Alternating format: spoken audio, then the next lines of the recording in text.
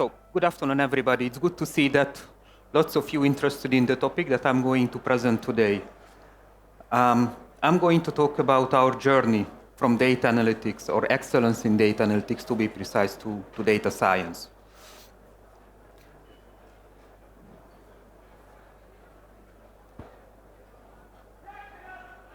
Just would like to jump a few slides.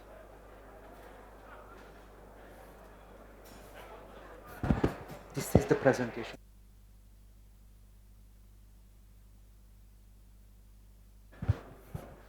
We have a bit of technical issue. Until it's sorted out, let me introduce myself. So my name is Zsolt, Jonas, working at Deutsche Telekom for 11 years now.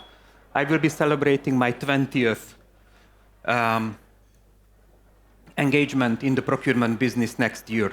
I went through on many topics and many areas of procurement in these 20 years. I started with procurement project management, then switched to procurement engineering, strategic procurement, contract negotiation, then system and process management. I was leading Europe's biggest SAP ERP implementation as project lead for the procurement stream, and in the past 7 years I turned towards digitalization. I introduced the digital signature for the whole group. When I left the project like 4 years ago, Telekom was making more than 100,000 electronic signatures on documents, saving more than 8 million printed pages in a year. And this was my journey, which directly led to strategic procurement and also digitalization of strategic procurement. This is interesting but quite challenging area. Why it is challenging? Because everybody likes facts and figures. And we know that there are some factors which are really difficult to translate into facts and figures. And this is what digitalization is supposed to do. First of all, digitize those facts, and afterwards digitalize, process the numbers that we are collecting and we are going to process in this sense. We have currently a full digital demand to contract process, end-to-end. So starting from collecting the procurement plan, correcting the demands from the business sides until we are concluding our contract digitally, and also creating the call of ready contract in our ERP system. This means not only that we are saving time and we are saving effort in our process, it also means that we are increasing our data insights. It requires structured and data-aware thinking from our buyers, and also enables us to have proper analytics solution in place. We started our data journey. Probably I can. Yep, that slide fits. So we started our data journey back to 2010. And we started setting up analytics in a classic way, meaning that we used human intelligence to collect the data and also to classify the data. We built our own taxonomy for classification of our procurement spend, defined our own structure, and as a next step, we brought it into our global ERP template, where we have a common data model throughout all the national and international companies. As you might be aware of, Telekom is present in the B2C sector in Europe and in the US. In the B2B area, basically globally via our daughter company T-Systems. And we are having all procurement relevant data in one single BI database. We collect everything. It's partly automated, so directly from the legacy, central and the legacy systems are transferred. And afterwards, in the legacy systems, uploaded manually. But we have a full overview on global level on our spend. And all of these spend I classified alongside the same principles and sharing the same data model. The data model is so granular that we are able to identify which material is used in which country, meaning that if necessary, we are able to share our inventories and move our inventories to one country to another because we have the data in size that is necessary. This was our, let's say, first step. So we collected all the data, we classified them, put them on the common data model, and started to look at the data. First evolution step, what we did a very simple report. It was report per country, report per category, and started to pull all the data together. But actually that not really worked out because it was super complex, it was fragmented, it was not giving the right insight as procurement as a global organization is expected. So we had to thought about then how do we get the right insights to our data. At that point of time, we were around about 75% consolidated, meaning that 75% of the spend we had an overview, but we still missed lots of spend and lots of insights in our data. So we thought about that, how we can achieve the last mile. And the last mile was basically finding the partner who can help us collect, reclassify the remaining data, and make our analytics platform and analytics solution complete. So we teamed up with Cievo. Where are you guys? There. Who helped us to make this last mile. And at the end, what we have achieved is basically that by 2020, or a little bit earlier, we have a full-blown procurement analytics solution in place. We had our data insights available, and we were able to steer our business based on procurement data. What happened in the meantime, I talked about that digitalize our sourcing process end-to-end, which means that we are not only able to display and analyze transactional data.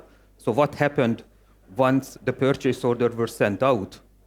What was the lead time? What was the invoice amount? There was deviation or not, but we were also able to combine sourcing insights into that. Who is responsible for the sourcing project? What is the coverage of the spend with sourcing demands in the given financial year? And where do we need to look at where we are seeing unmanaged spend? So at the end, our analytics platform became our single point of truth, which means that in the organization no one is questioning whether the data that we are seeing in an analytics platform is correct or not. There is always discussion, of course, whether we like the data or what the data shows or we don't like it, but that's a different type of discussion. The fact is fact. If we see that automation level is 74%, then it's 74%. Question is not that it's not 74, the question is, do we want to go to 80 or 85 or 90? What is our ambition level? And how we can use our analytics tool and our analytics solution to reach that goal that we have. Why one needs, especially in the area of procurement, an analytics tool?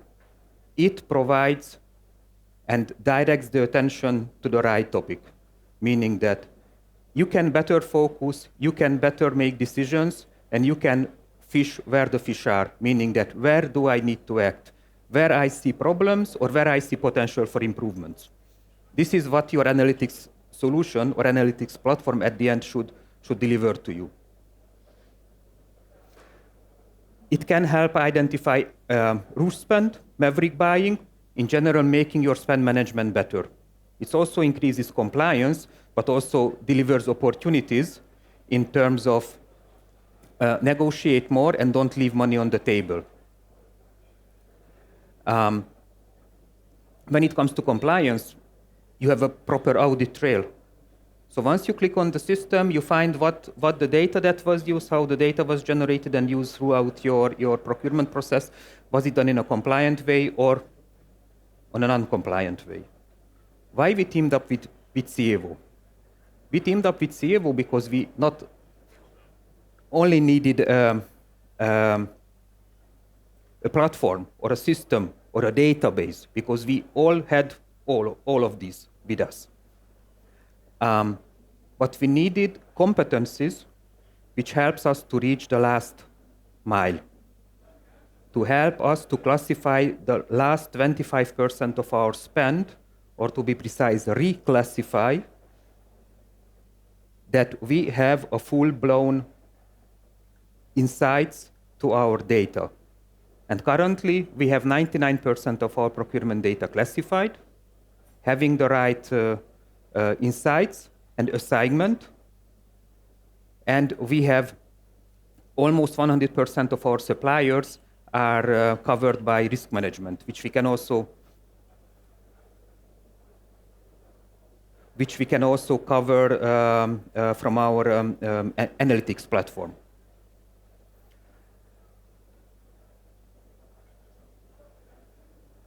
How our analytics platform look like? What it gives us as a procurement organization? It gives us 300% degree overview on our business.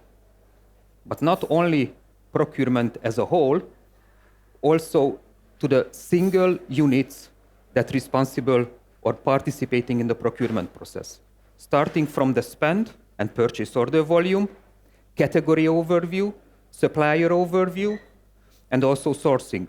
So we are able to steer our sourcing project based on the demand plan and the quarterly planning, where we want to negotiate, how we want to allocate the resources, what is the status of the single sourcing project, are we on time or are we on delay, and what is the performance, what is the output of our sourcing activities.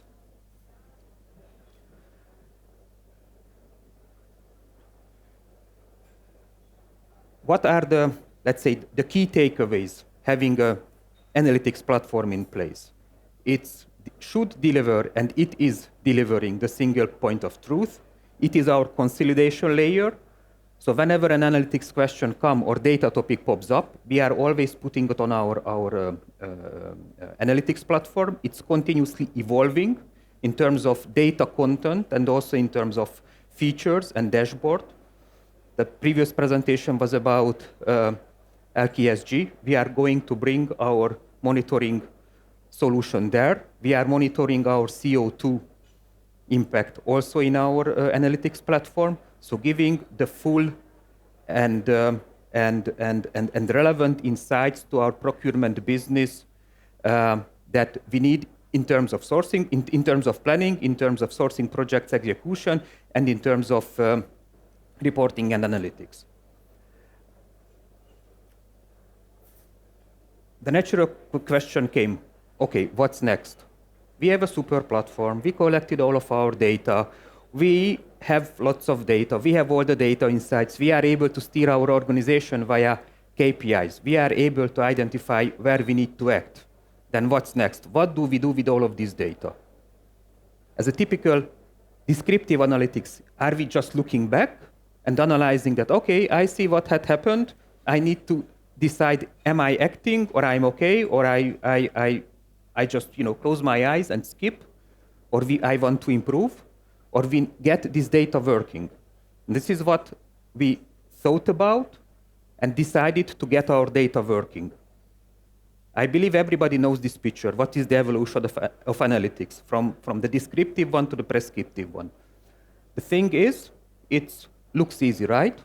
So we are on the first stage. We are just jumping one by one. It takes some time and takes some experience, but we have really excellent data analysts, so we can keep up, and with a bit of time and of course with a bit of dedication, we will reach stage 4. Unfortunately, it's not that easy. At least this is what we thought it will be easy, because the organization is evolving, skills are evolving, competencies are coming. But when we started our journey, we find out that it's not evolving by itself, because there are different stakeholders in the topic, and they have different requirements, different expectations, and different understanding of data, which means that we need to get the organization on this journey with us, meaning that starting from a very simple descriptive analytics, our buyers or sources are aware. Yes, I have data. I can look at the purchase order volume with a given supplier. I can have an overview how it is look like in my category. But if I'm having a question, I might find an answer for that. But this is not, all the information that I'm using when I'm making my decision on when I'm steering my business. The organization should get on a journey and understand how to find better insights and how to find more value in the data that we are collecting. Every company is collecting data. There are some predictions day by day how many terabytes or exabytes is the word data production is increasing. And this is one of the key things which we should not forget and not skip. Because if we as population or we as human producing lots of data in the world, then we should get use of those data. And this is where the data science, and this is actually what this evaluation is about, how we are turning from our internal data, looking at the past, into external data, combining the two, and trying to make predictions, decisions, and proposals for our future. So how we can use external data to make assumptions, what is the next business challenge, or what is the next step I need to make in the company.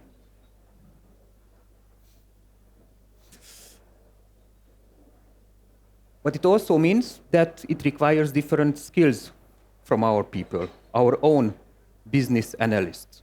And it could be scary for them. Scary because they are really, really well accepted data experts. They understand the business well, they understand the origin of the data, the meaning of the data, they know how to work with the data that were produced our, let's call it transactional systems. But now they are getting a bit uncertain, okay, if we are bringing external data in, what about those data? We have a predefined structure, we are fully standard, fully structured, how this data could work together that we are bringing in from the outside world. It won't work because we don't know the structure. In worst case, it's in unstructured data. So this kind of journey, it's not only an evolution, it's also a kind of paradigm change. It must be explained to the organization and also to the experts, guys, we are moving away from a full structured approach. Everything is going into the same table in the same way, and we are looking at data, and we will be working at data, which is unstructured. And technically, we can do that because we have the right competencies in terms of business, and we have the right competencies in terms of IT to cope with the task. And this is the journey or the evolution of our data, or a potential journey for our data analysts, because this is the most important message. We will need them in the past as well, because they are the ones who is holding the business context.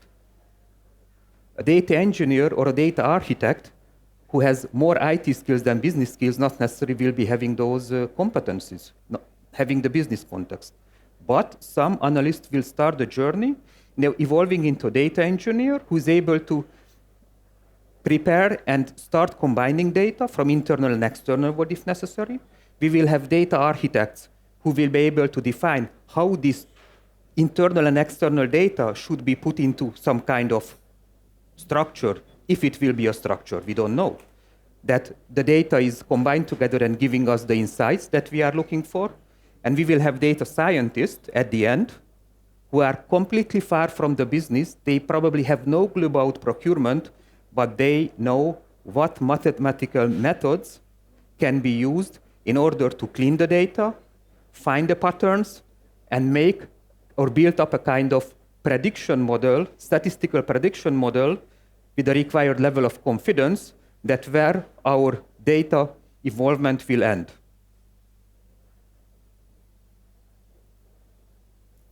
So if you go from data analyst or data analysis to data science, this is the journey, or this is the skills you will need. And there is always two options: build it up in-house or buy externally. That's always a decision you need to make. Obviously, hiring a data scientist at the very beginning who has no relationship to the business context, it's always difficult to get him or her on the job. But you need to find always some data-affine colleagues who is able to fill the gap and work together with the data scientist. We were quite lucky. We managed to find one talented colleague. He's working us for 6 months now, and he was coming from the banking business. So from the finance sector. Procurement is also in the finance sector, so we have quite many common topics to discuss and work with.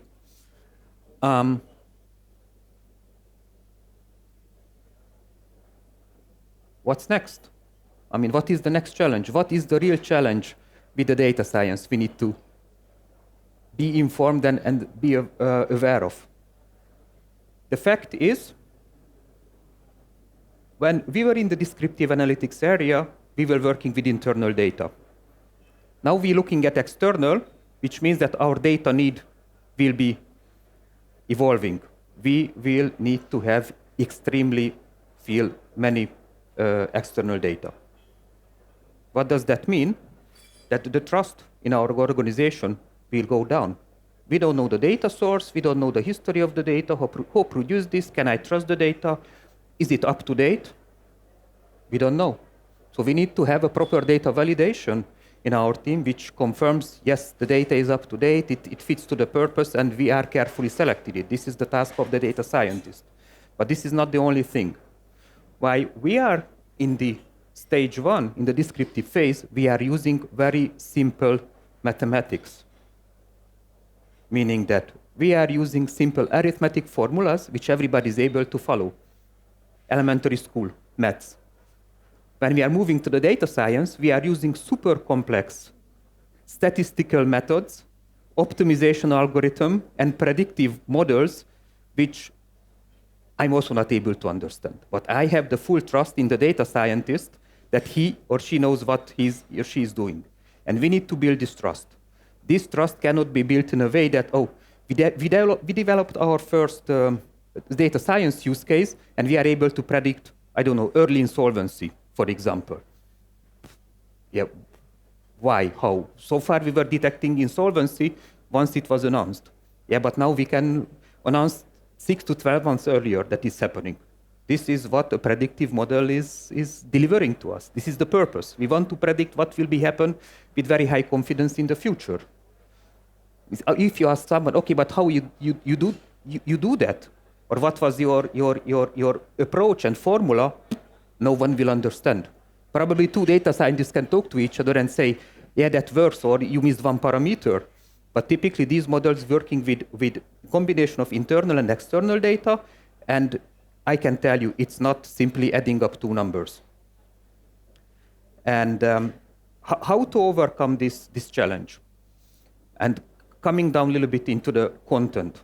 What we found as straightforward solution, it's also satisfying to our social partner and a little bit settling the concerns about data science and artificial intelligence a little bit, that we started to create data-driven use cases, which is not using super complex calculations, but simply using the facts and figures with some very straightforward considerations.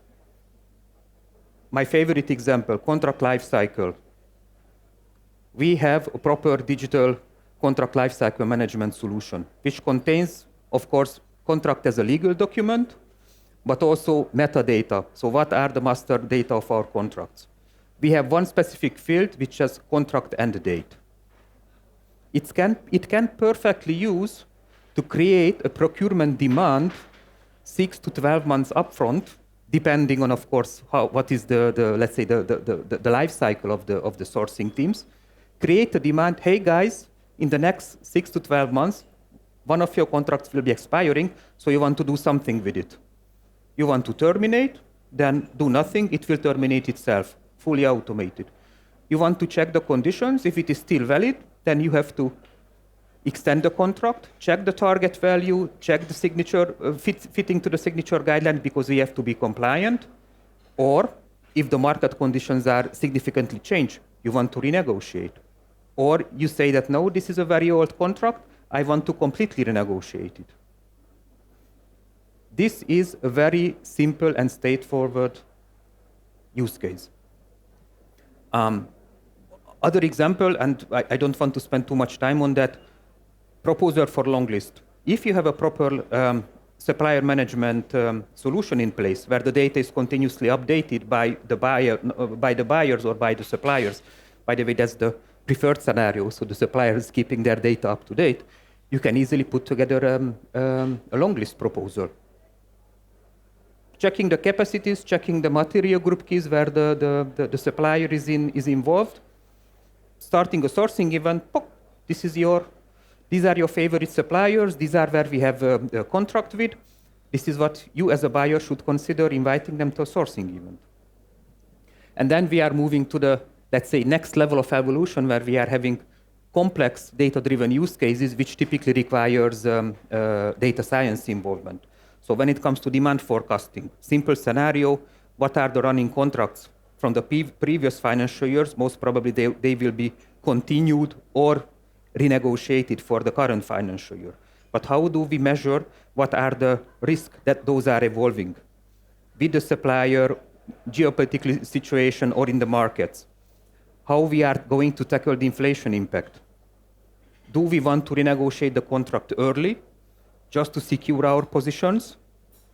Or we want to renegotiate the contract because the prices are going down? This is not a pretty much probable scenario these days, but this can also happen. So we are not leaving money on the table.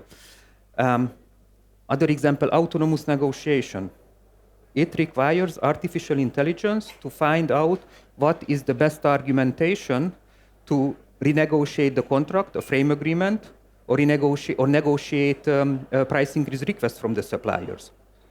So that there are many potential, and all of these use cases requires combination of internal data, what is my current situation and performance of the supplier, and how the external world is impacting my current agreements. And last but definitely not least, since we are in a digitalization fair, you should not forget about a proper data science infrastructure. This was our biggest mistake that we made. We believed that our workstations are able to manage our first data science use cases. We started, and 2 months after we hit the wall. We ran out of memory, and the second, which no one thought about, Excel with 32 bits won't work. So if you want to have a, let's say, work with huge amount of data, working with big data, have a proper data science infrastructure. It's basically, you can get it standard as peanuts. Of course, when you are in an enterprise level, you need to have a proper data load, API management, and security standards has to be fulfilled. But generally, it does not cost that much. But the scalability and the performance is not comparable to the performance of the local workstations.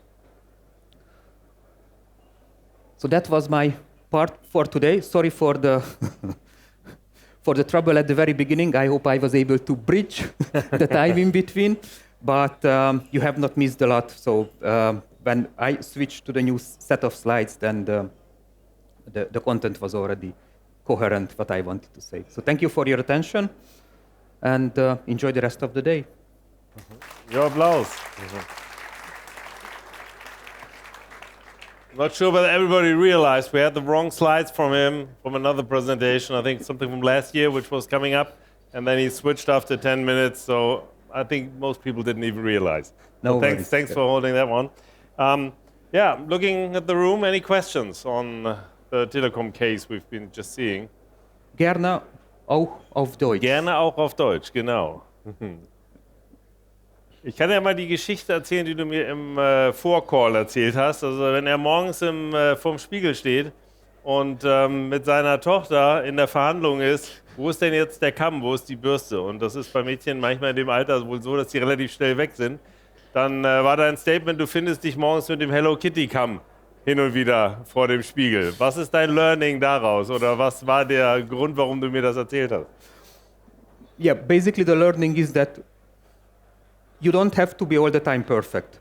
Get the job done with the tools that is available. It won't be perfect, but you have time to fix it later. And this is what I'm living in the past 7 years with 2 of my daughters, plus my wife, of course. And I never making, big hustle and look for my comp wherever it is in the house. I'm just picking the one which is available, not used. I don't care about the color. I don't care about the style. I just get the job done with that. I like that statement because at the end of the day, you're coming from an organization where most of you, I don't know whether that's the same impression you got, is saying, okay, Deutsche Telekom, lots of money, lots of possibilities, lots of tools.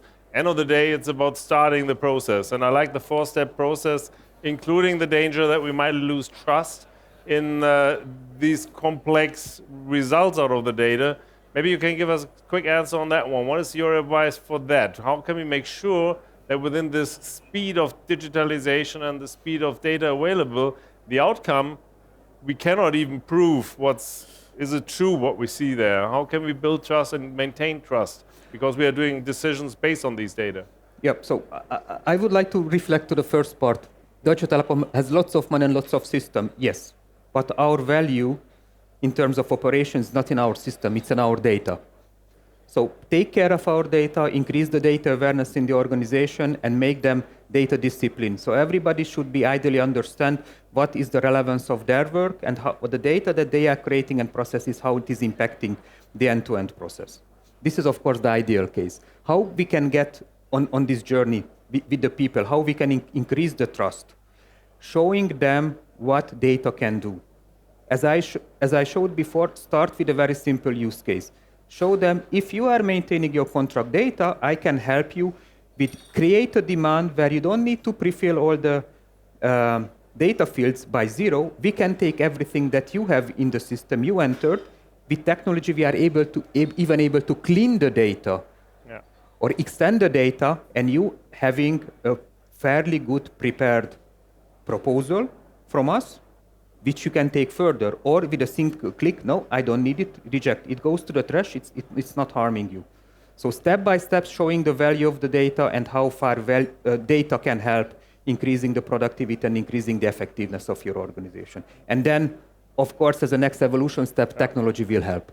I think it's really, really important because I think everybody sees it with ChatGPT at the moment. We put that, we get these questions in, and then suddenly have some answers we can't prove. Yeah. We can't know, and we have to trust. And obviously, this transparency makes people fear the process, and therefore, I think it's a good answer to build it that way to give an answer. Thank you for having. Danke, dein Applaus.